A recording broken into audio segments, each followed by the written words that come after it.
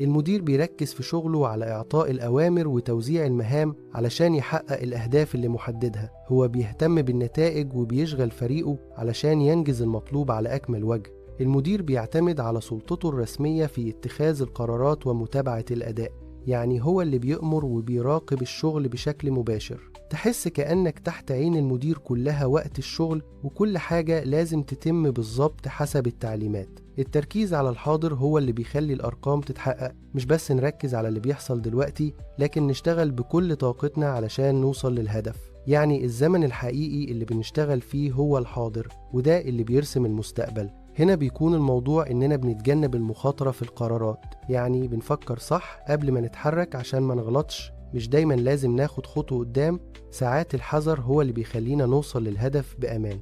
القائد يخلي في حماس في الفريق، ويخلي الناس تحس إنها تحقق الهدف معاه. مش بيقول لهم بس تعالوا نشتغل، لكن بيحفزهم عشان ينجحوا مع بعض. القائد مهتم جدا إنه يطور مهارات الناس في الفريق ويخليهم واثقين في نفسهم وفي قراراتهم. مش بس بيدي أوامر، لكن كمان بيساعدهم يكونوا أقوى وأفضل في شغلهم. القائد بيكسب احترام الناس حواليه بالقدوة الحلوة وبالثقة اللي بينه وبينهم. يعني مش بس بياخد أوامره، لكن كمان بيخليهم يحبوه ويكونوا واثقين فيه. القائد هو اللي بيشوف أبعد من كده، بيركز على المستقبل وبيحط رؤية واضحة قدام الفريق عشان يعرفوا اتجاهاتهم.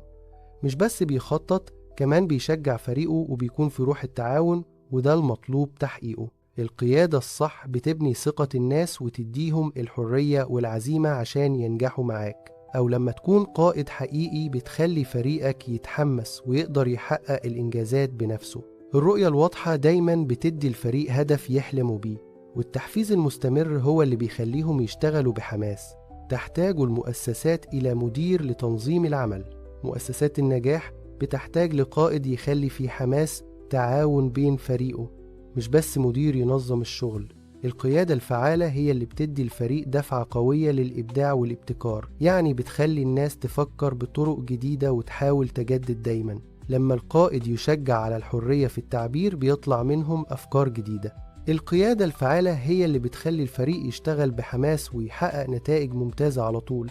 مش بس بتاخد قرار، لكن بترفع معنويات الناس وتخليهم يحبوا الشغل مع بعض.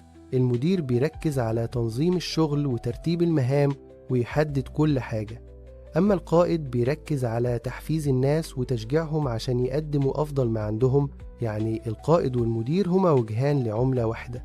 الشخص اللي يقدر يجمع بين الاتنين بيكون أفضل في قيادة الفريق وتحقيق النجاح.